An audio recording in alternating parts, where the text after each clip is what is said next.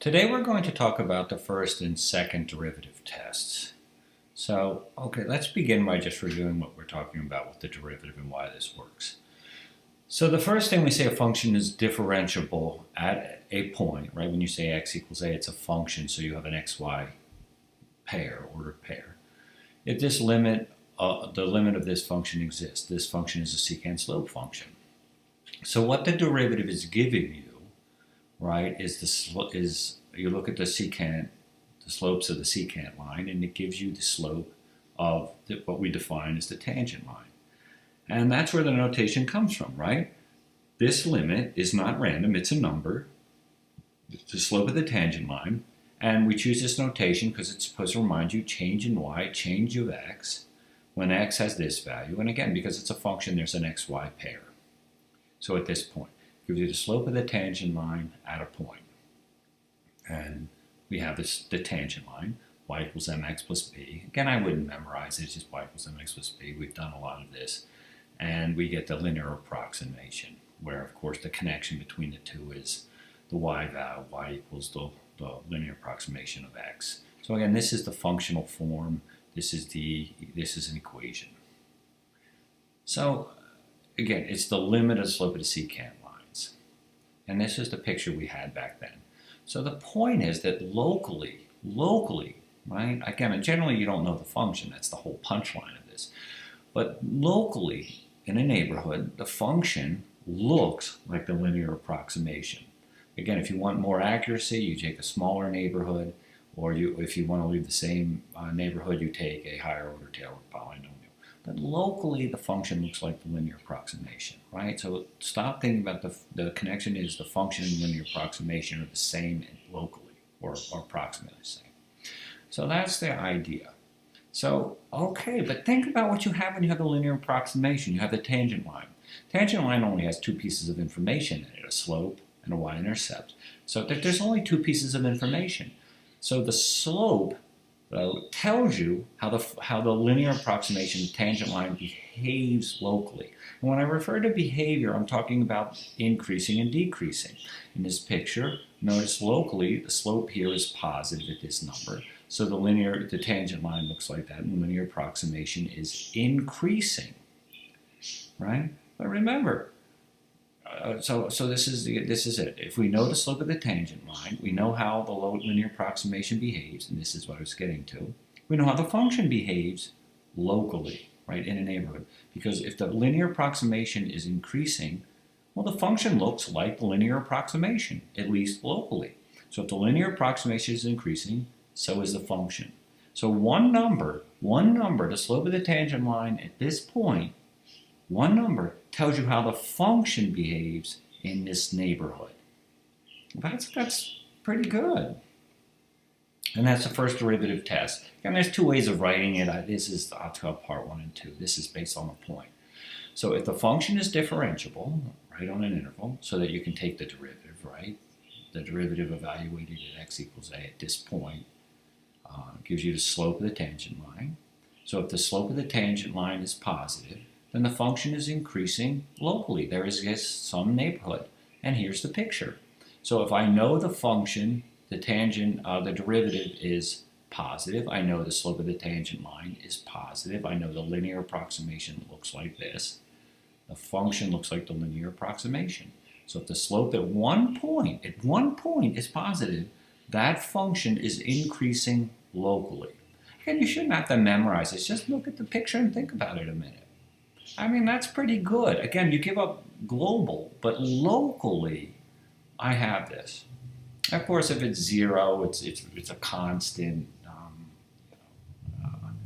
But if the derivative is negative, if the slope of the tangent line is negative, if the derivative at a point is negative, if this value is negative, then again you have this. The function is decreasing.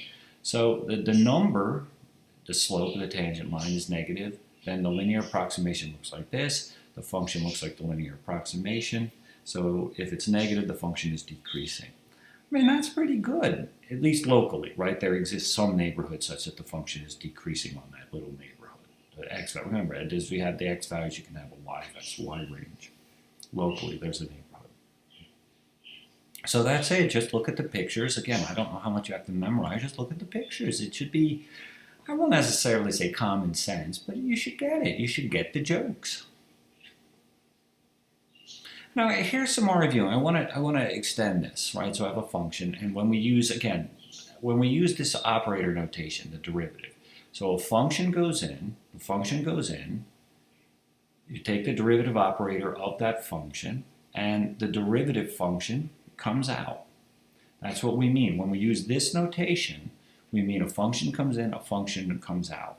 But if I evaluate this function, the output function, at a particular value of x, remember, x is a box, that's all it means. Something has to be put in there, right? It's a parameter you set at the top of your code.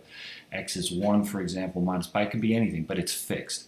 Once you put a number into that derivative function, you interpret that as the slope of the tangent line, right? Change in y, change in x, right? I explained this notation before. This comes from here, right? But it's a slope, change in y, change in x of the tangent line. So that's a number, right? So, okay.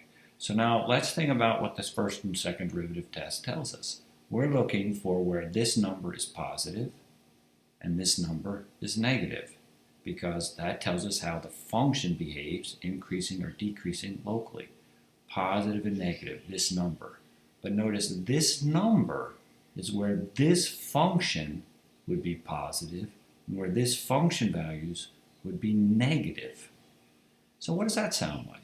When we're talking about looking for a function being positive or a function values being negative, that sounds like, again, what tool do you have in your toolbox? Again, you should prioritize this.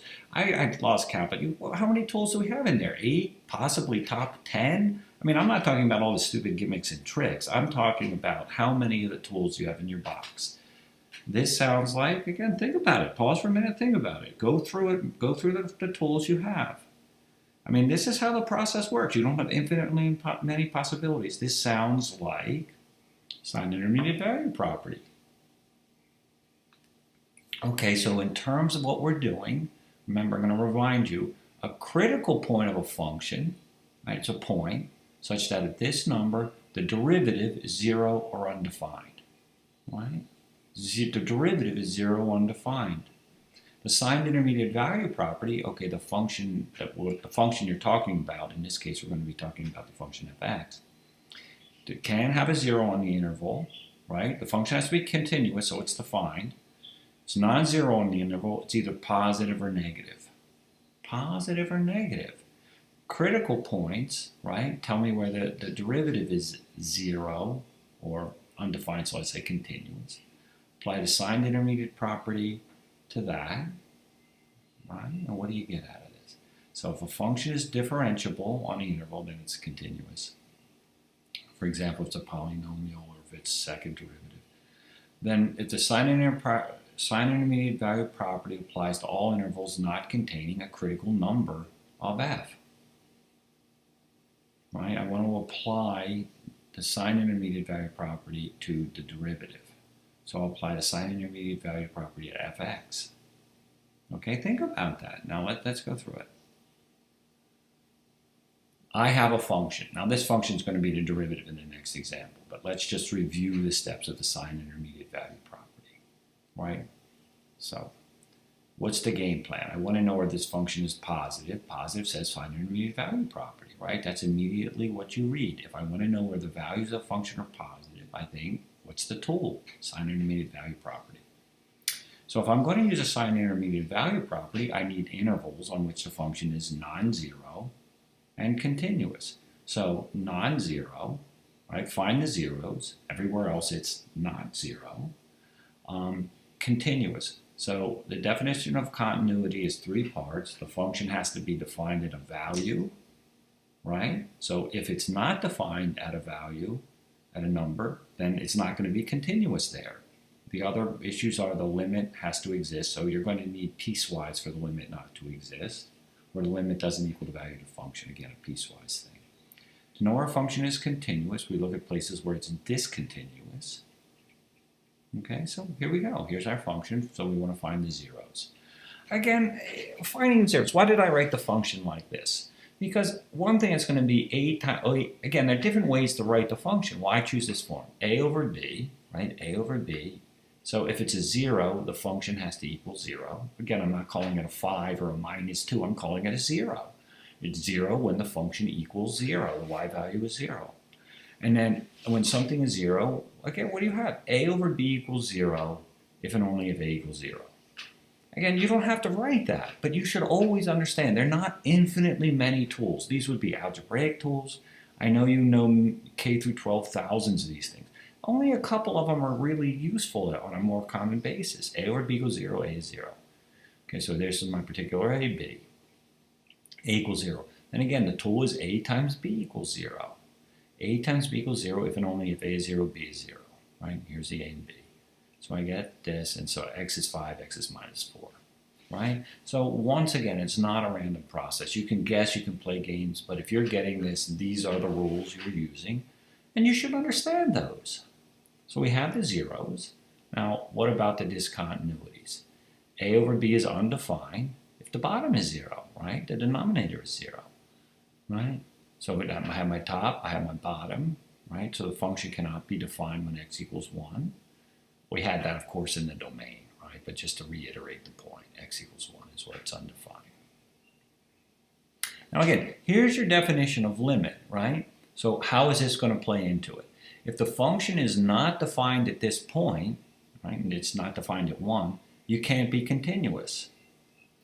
So if you have only one rule. Now, you can also have that the limit doesn't exist, the limit from the left, limit from the right. That's probably, more or less, we're talking about piecewise functions, where the limit doesn't equal the value of the function. Again, you're probably having a function defined piecewise. So we only have one rule, so really we're going to concentrate on where this rule is defined or undefined. So it's discontinuous at x equals 1 because it's not even defined there, right? And this is going to be pretty common. It's discontinuous there because it's not defined there. Otherwise, you have piecewise, you just break it into the pieces. Right? It's not defined. So we found the zeros of this function g. We found out where this function is discontinuous, right?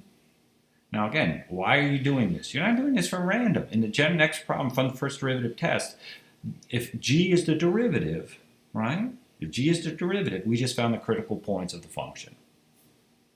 We'll come back to that. But I mean, again, think the big picture, right? Critical point of a function is where its derivative is 0 or undefined. So if g is a derivative, if g is the derivative of a function, we just found the critical points. Okay, now back to our function. I want to apply the signed intermediate value property to this function g. So I have my number line, I plot where it's 0, I plot where it's undefined, and so I know the intervals where, by construction, on these intervals, the function is 0, is non-zero, and continuous. Right? Again, you should check that the signed intermediate value applies on these intervals. On these intervals, the function is continuous. It's a rational function. It's continuous, right? Because it's defined everywhere. And it's non-zero. Why? Because I know where the zeros are. So on these intervals, I meet the criteria for the signed intermediate value property so I can apply it.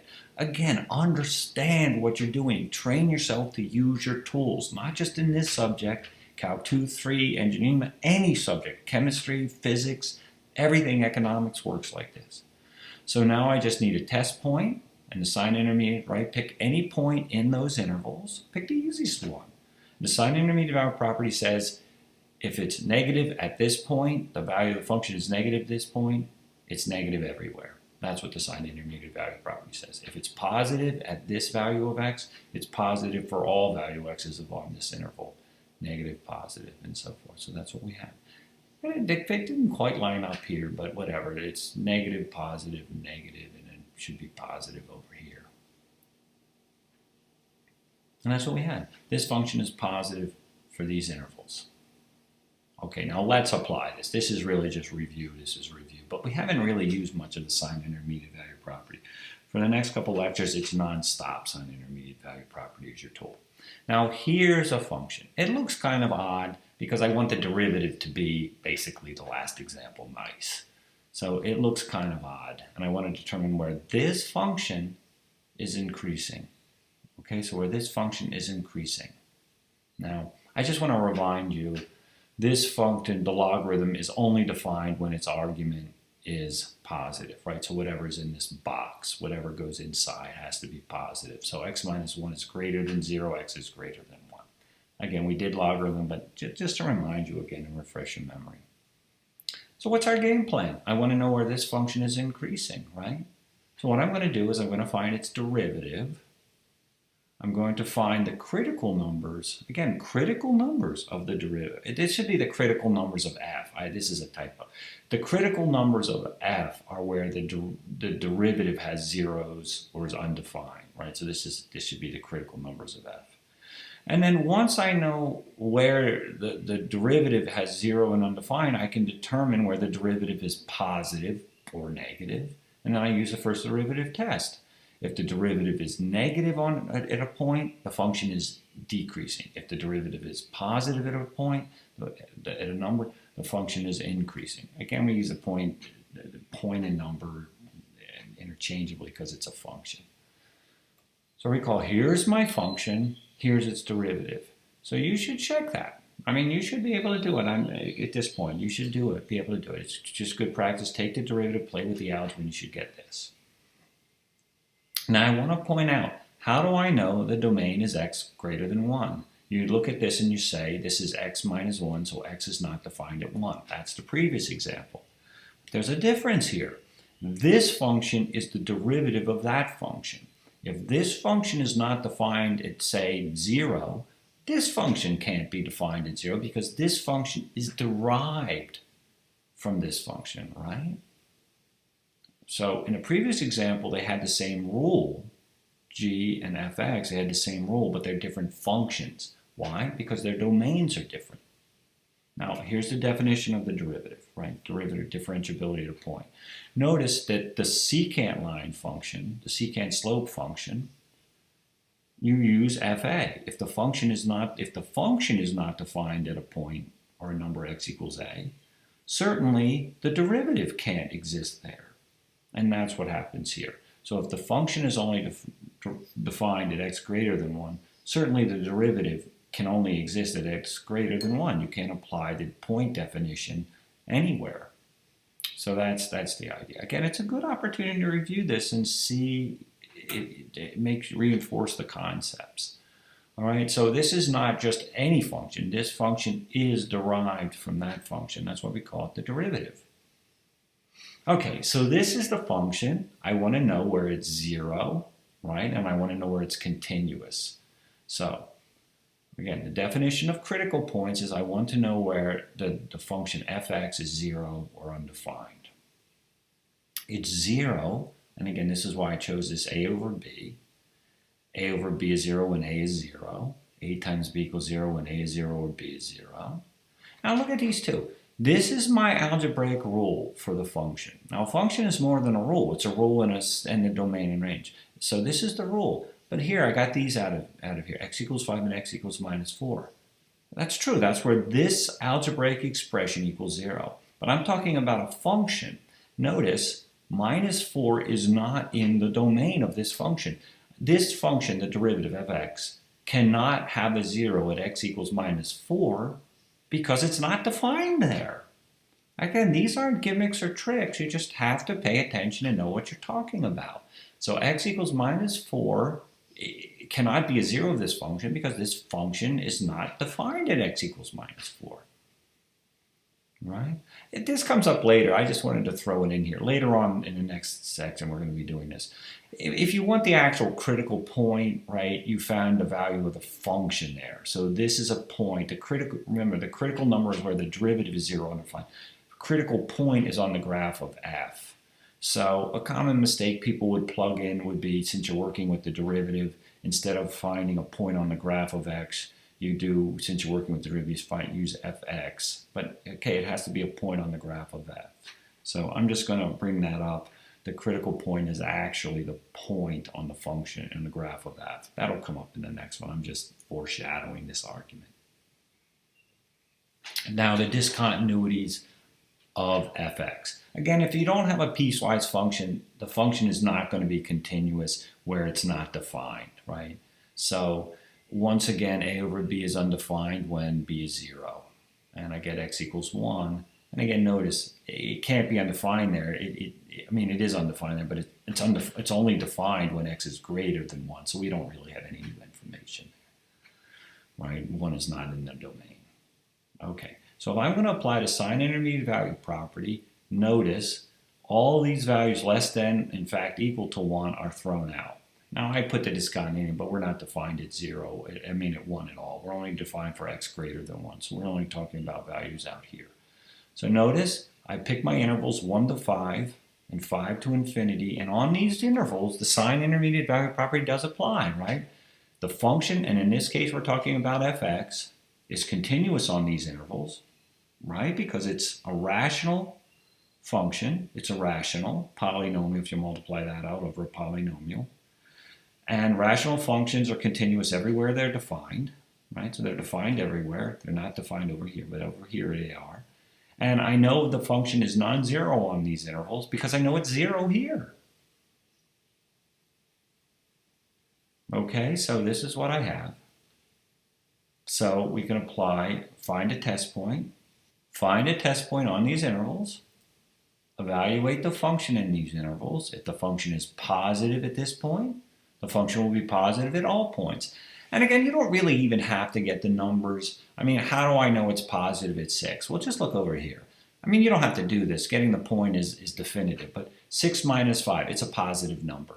6 plus 4, whatever it is, it's a positive number. So a positive times a positive, the top is positive. 6 minus 1, it's a negative. It's a positive number, right? 6 minus 1 is 5, it's positive. Positive divided by positive is positive. So I know this is positive, right? A common mistake is to look at this and look at the function. I'm not applying the sign intermediate property to f, I'm applying it to fx. So just remember that. I'm applying it to fx, right? So if it's positive everywhere, it's 6, right? It's 6. Here, it's positive at all these. If it's negative at 2, it's negative for everything. I mean, that's a quite remarkable result. So my function is positive for all x values, right? You have to plug something in. For all numbers x, plug something in there greater than 5. All right? So now we'll apply the first derivative function. We know where the derivative is positive and negative, right? And the derivative at a number is the slope of the tangent line. And if the slope of the tangent line is positive, the linear approximation is increasing, and the function looks like the linear approximation. And that's it. So we have that the derivative is positive for these values, right? For any value here, right? Remember, x has to be a number. Plug in x equals a for any value greater than 5, right? And it follows by the first derivative test then for that f is increasing for x greater than 5. Pretty straightforward. And again, the notation, you don't get hung up with it. X greater than 5 or 5 to infinity, it all means the same thing, right? It all means the same. Now let's look at this.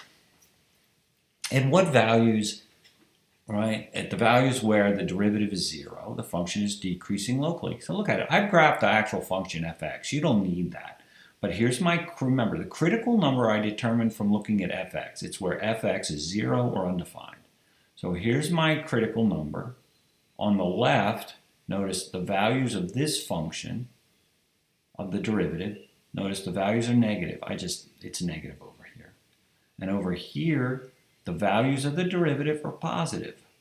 Now here's my critical number, but notice my critical point is on the graph of f. So notice, pick a value of 4, x equals 4. The derivative is negative. In this case, it would be around minus 2.5 or 3. Now I go up, and that tells me the tangent line looks like this, or the linear approximation looks like this. And so the function is decreasing here. And you can do that for any value here, any particular x value here. You can do it at 4.5, you can do it at 3.5, whatever. For any value you choose here, you get the same thing. And if you flip to the other side, right, if you flip to the other side, you have at any value, say x equals 6. You don't need the particular value. All I need to know is the derivative is positive, which means the slope of the tangent line is positive, which means the linear approximation looks like this.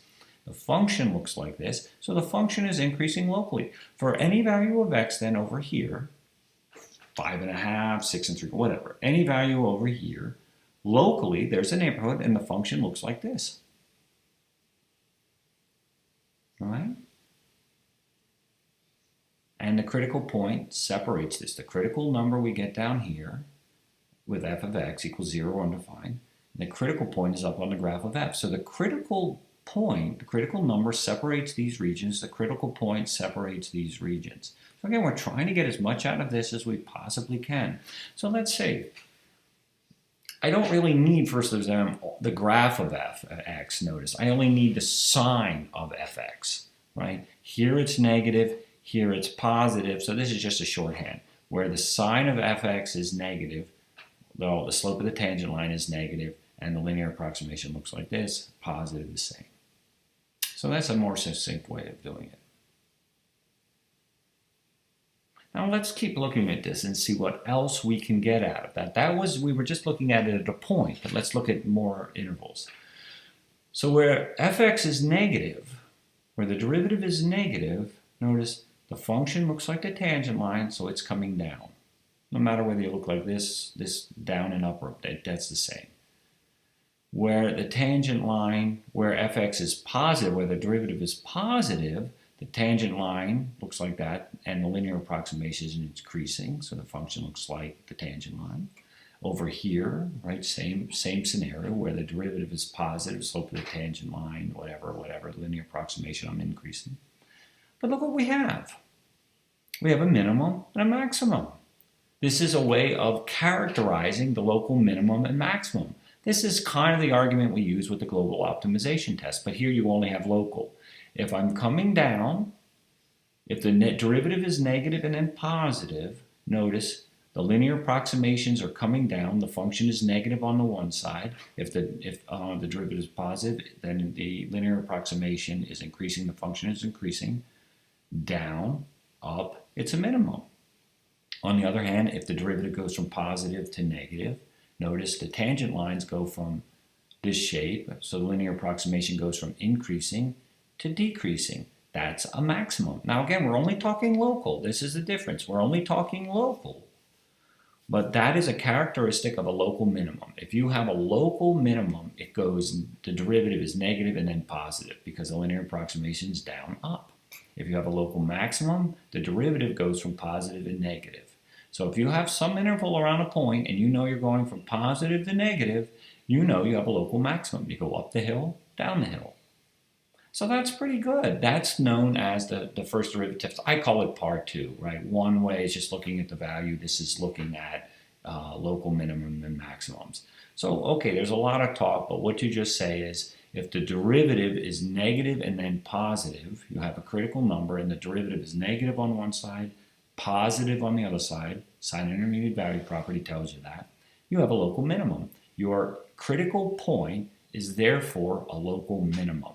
Right? The critical point, so you get the critical number from fx, but the critical point is the point on the graph of f, then that local minimum, that critical point is in fact a local minimum.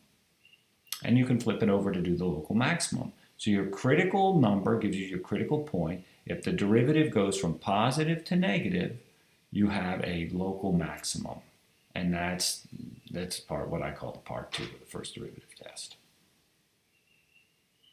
But you can, in fact, say an awful lot more about this. So let's look at that. So the idea is let's continue to see what other information we can extract from this example. What other information we can extract. Okay, to determine if f is increasing or decreasing, right, we only need to know if this number, right, fx at that point, at that number, is positive or negative. And here were the pictures, right? So I have my critical number, my critical point. The derivative is negative, right? The derivative is negative values, which means the tangent line looks like this, which means the linear approximation is decreasing, the function is decreasing, etc., etc. So we get this scenario. But let's examine this more carefully, right? The idea is to get out as much information as we can, right? We're down on one side, up on the other side. Local minimum, local maximum. Okay, But what more can we know? Let's now look at the function fx, the derivative, as a function and see what other information we can extract by looking at this. Okay, so again, here's the scenarios we have. We have a critical number. This is the graph of f. I don't really need that for increasing, decreasing. But now let's examine this more carefully. Let's put the microscope and look at the function fx and see what we can gain out of that. Okay, let's just look at this picture. Pick, for example, I don't know. What am I looking at here? Let's say x equals 3.5. Right, if I look at over here, right, say 3.5. The function is, let's say, has a slope of -4. That's what this tells you, right? fx is the derivative fx at, say, -3.5 at this point, at this x value here, has a slope of, say, -4. So I go up here. This point finger should point over here. -4. Now, let's look over here. Let's say, I don't know, 4 or 4.5, I don't know. Notice at some point here, the slope is here, for that x value here, it's -2. It's not -4, it's -2. So notice if I look at the tangent line, it's going to be less steep, right? This has a slope of -4, it's big steep. -2, less steep, right? It's flattening, right? -4 is the slope, so it's coming down pretty sharp, right? Rise over run, right? Coming down 4 over 1. Here -2, coming down 2 over 1, less steep, right? Here, it's a critical point, so the slope is 0, it's flat. It's flat. So big steep, less steep, flat. Over here, the slope is 2, right? At this x value of 6, the slope of the tangent line is 2, right? Rise over run, up 2 over 1. And then if I go over a little further, it's about 4. I mean, it's like, right? About 4, right? And so it's much more steep. What's happening, right? It's very steep, slightly steep, flat, slightly going up a lot. Notice what you can do. If you know about f of fx, the derivative, right, you can tell me about the shape of this function. Look at it. If you know how, if the derivative, look, the derivative is increasing, if the derivative is increasing, right, you have this scenario. I mean, we're really getting deep here, right? If you have the derivative increasing, it could even be a line, right? If the derivative is increasing, notice the slopes are first flattening out, so the linear approximations are becoming less steep, so the function is flattening out, and then it's increasing in steepness. You have this shape if the derivative is increasing. And the same on the other side, right? If the derivative is decreasing, you can do the same argument and get this shape. That's remarkable. So if you know if the derivative is increasing or decreasing, you know the shape of the function. Now, how do I know if the derivative is increasing or decreasing? Well, we just talked about that. Remember, the derivative is just a function. How do I know when a function is increasing or decreasing?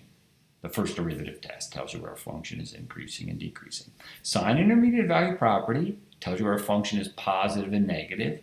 First derivative test is the tool that tells you where a function is increasing and decreasing. In this case now, I want to know where the function, which in this case is the derivative, is increasing or decreasing. So what do? I take its derivative, right? So I find out where the derivative of fx is increasing and is positive or negative. So that's it. Recall, the tangent line, right, slope of the tangent line, dy dx, is where we look at the derivative at a point. Well, these are slopes.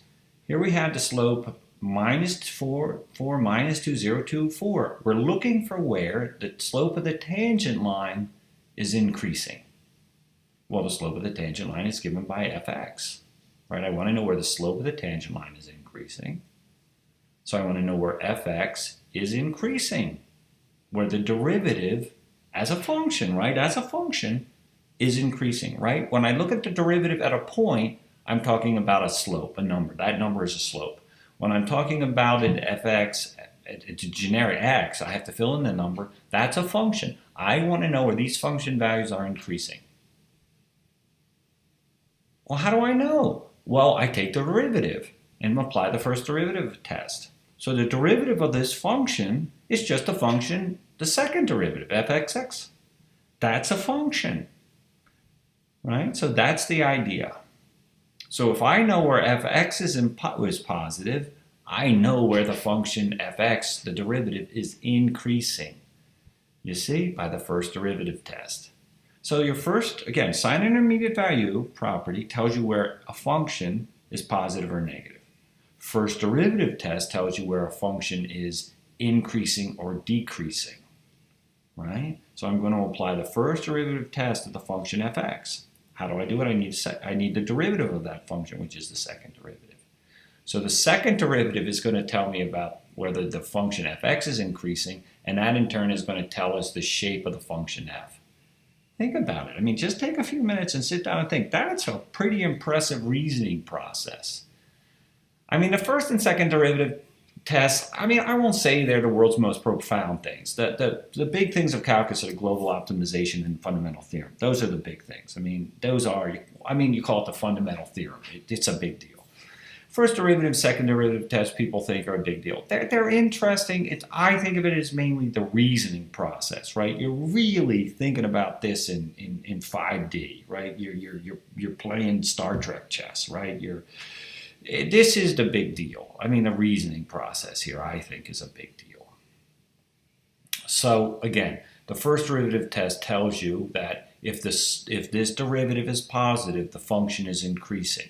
So now the function I'm talking about is the derivative. So how do I know where it's increasing? I look at its derivative, which is now the second derivative, right? I mean, you're getting pretty deep here. But again, it's all the picture we looked at.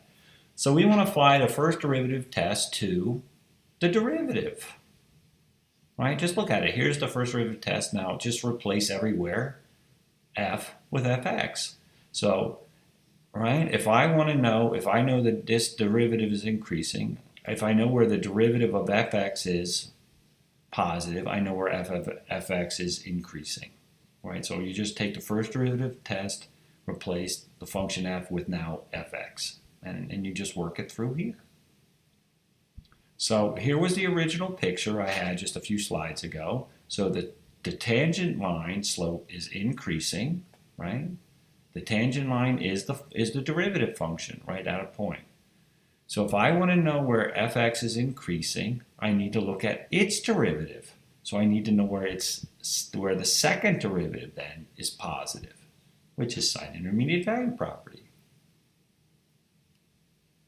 Bingo. So that's a lot. You're really putting a lot of pieces together. That's a big deal. As I said, I think the reasoning process here is really maybe more important than the result. I mean, putting all these pieces and keeping them together is something. Again, look at the picture. Try to reason your way through this. I think that's the bigger deal. And then when you put it all together, yeah, I mean, that's pretty good. So let's go back and keep reviewing.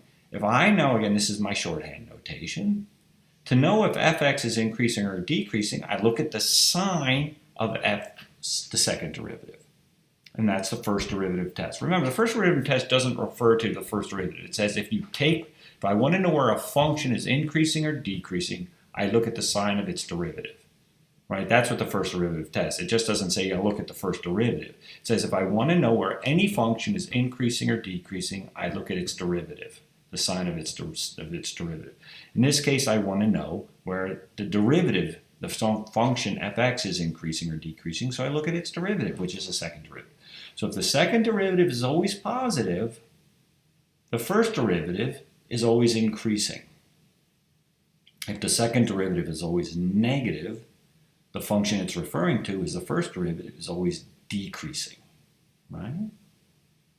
So the second derivative tells us about the first derivative via the first derivative test, right? It refers to the derivative. If the derivative is positive, the function is increasing. The derivative is negative, the function is decreasing. So the second derivative tells us about the first derivative, and the first derivative, we've already been over this, tells you about the function by the first derivative test. If the first derivative is positive or negative, the function is increasing or decreasing. right? I mean, that's a lot. I mean, if you can follow that reasoning process, that's really good. And I think that's what you're really trying to learn here, more so than the result. Like I said, that the global optimization first derivative test are the big ones, but the reasoning process here is really impressive. And here it is. Here's the second derivative test stated. Again, there's two versions, part one. If the second derivative is positive, then the function has this shape. This shape is called concave up, right? Concave up. So if you have this shape, you're called concave up. So if your second derivative is always positive, you're concave up. If your second derivative is always negative, you're called concave down. You have this shape, right? So you have this shape. I mean, that's pretty good. Another way of saying this is if you have the shape, notice you have a local max and you have a local minimum and a local maximum. So if your second derivative is always positive, you have a local minimum. Notice I only have to look at this at a point. I have to be second derivative has to exist on an interval, but I have to be positive at this point. Now notice if I'm positive at this point, I'm only checking at one point. But if I'm positive at this point, I'm positive at the points next to it, right? Because the function's continuous. I can't be positive here and then go all of a sudden negative if I'm always positive on this interval, right? So there is an interval and I'm checking one point. It's continuous. So if it's positive at this point, it's positive everywhere. I have it on this interval. Again, if I'm negative at this one point, I'm really negative on some interval. And so I have this. The second derivative is negative. Now, what's the difference between the first and second derivative tests? I mean, why do you remember the first derivative test? Down, up is a minimum, up, down is a positive, right? Second derivative test we just did. In the first derivative test, I mean, in some sense they're the same, but it just depends on the data you have. For the first derivative test, determine if something is a local maximum or minimum, local extremum, right? Max or minimum. I only need the first derivative, right? That's the pro. Again, it's nothing better or worse. It's pro and con. For the first derivative test, I need the function to have one derivative because I'm only looking at the first derivative, right? But I have to evaluate the derivative on this interval, right? So I need to know it's positive on one side, negative on the other side. That says the function goes up and down, right? Which says it's a maximum. So the pro is I only need one derivative. The con is I have to evaluate that derivative sign on an interval on both sides of the critical number. The second derivative test, pros and cons. Well, the con is I need two derivatives. I mean, maybe your problem doesn't have two derivatives. Maybe you only have one derivative.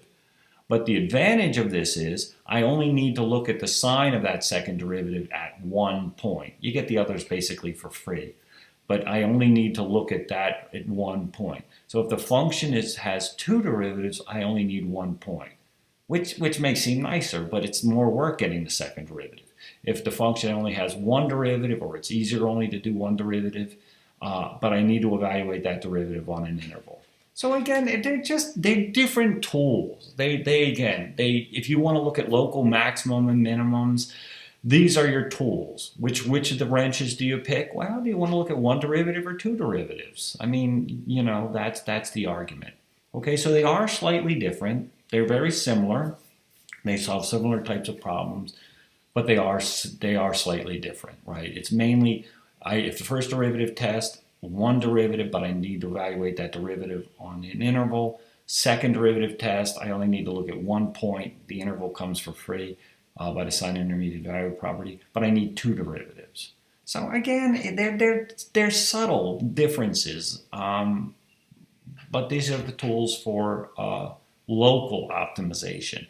Now, I mean, you really want to do global optimization. And so that's why that tends to be more important. And you can see in the global optimization theorem, we really are looking at the first derivative test for our local extremums. They give us the local extremum in the interior, and then we compare with the endpoints. The reason the first or second derivative tests aren't quite as powerful is they only really tell us local maxes and mins. That can be useful, but quite frequently that's not really the question that you're really concerned with. Like I said, I think this first and second derivative tests are mainly interesting because of the reasoning process and the subtleties of understanding what you get with math. Math is what's the difference between a first and derivative test, like this slide. That's what I think is more important, the most important thing. Okay, so it really depends on the information you have. Now, on the exam, you'll probably get a problem. I mean, you will get a problem where I'm going to give you a function, and I'll say, tell me where the function is increasing or decreasing. Tell me the critical points. Is that a local max or min? So it's just exactly like I've done. Tell me where the function is then concave up, concave down. You know, that's the kind of problem, and I have that assigned in the homeworks. Okay. So let's look at this. This is also another, just to add to the terminology. Again, I'm not trying to throw lots of verbiage in you. It's signage and verbiage. If you have the second derivative, the inflection point is where your second derivative goes from positive to negative. So your concavity changes. You go from concave up to concave down. The following result, the following result, we're going to compare inflection points, critical points. So a point is an inflection point of the function f. Remember, it's the point on the graph of f, right? Then either at that number, the derivative is 0 or undefined. So again, there's a connect. It's an analogous. What I'm trying to say, I'm choking on it. It's an analogous definition to the critical point one, only it involves the second derivative. So again, we'll put all these pieces together in the next section, which is really curve sketching, You'll see all these pieces go together. Okay.